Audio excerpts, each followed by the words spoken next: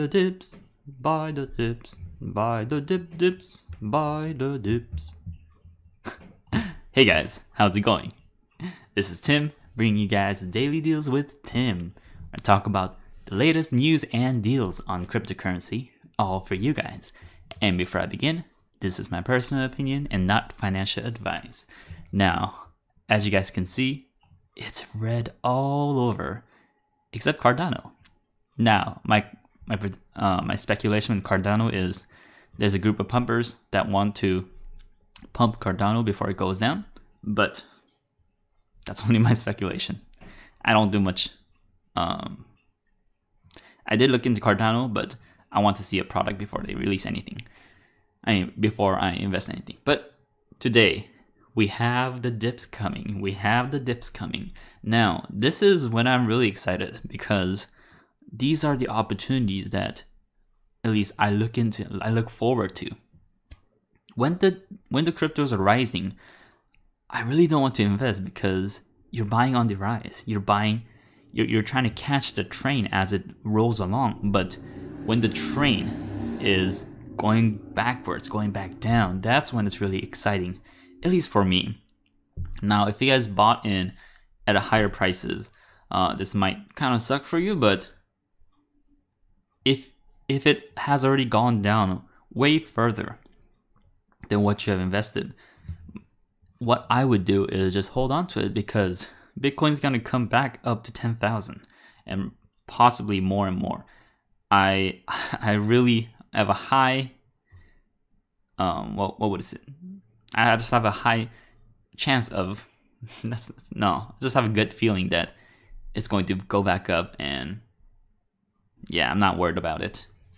But if you guys are looking into invest into cryptocurrency, if you guys are beginning investors, I'll probably suggest investing into Bitcoin first because Bitcoin's usually the one that does the most. But I believe the dip hasn't ended here. I think there's going to be a huge support back at 7,500 around there because that has been the last resistance. So if you guys look over here around the 7,500 mark, that is the previous resistance where it turned back, and this was during the Bitcoin or the Bcash where they pumped crazy and Bitcoin started dropping around here. So this 7,500 point, I think that's going to be one of the first supports coming. But from here, once it stays below 9,500, I do see it dropping pretty heavily because just look at this movement from around 5,500 or 6,000. We literally went straight up to 11,500. If you guys see this kind of increase, this is almost doubled within, it's not even a month, it's within like 2 weeks or so, or 2 weeks and a half. And that's like really unhealthy growth. And there has been some charts lately about Bitcoin going even higher than a logarithmic graph. Now, an exponential graph. Now, the rate that Bitcoin was increasing during this 2 weeks is just way too high. So I do see a proportional correction following it. So my guess is that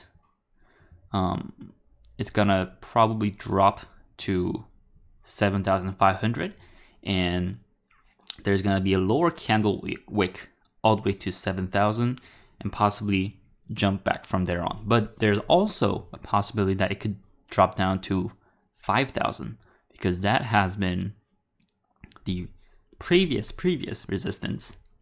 And I think if it does drop down to 5,000, that's going to be one of the most strongest support.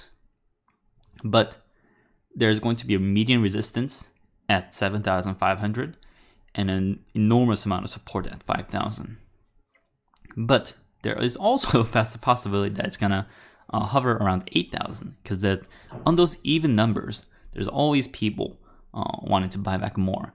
And if you see right here, around 8,000, we had a kind of a stasis or a sideways movement. So that might be another support. But right now, I'm just getting excited because Bitcoin is dipping, and when there's a dip, there's an opportunity. And if you guys are, I can't give you guys any advices in this, but what I would do in this situation is I would dollar cost average it during the dip. So maybe put some at 8,000. If it goes below there, put some at 7,000 or 7,500. If it goes down more, put it at 6,000.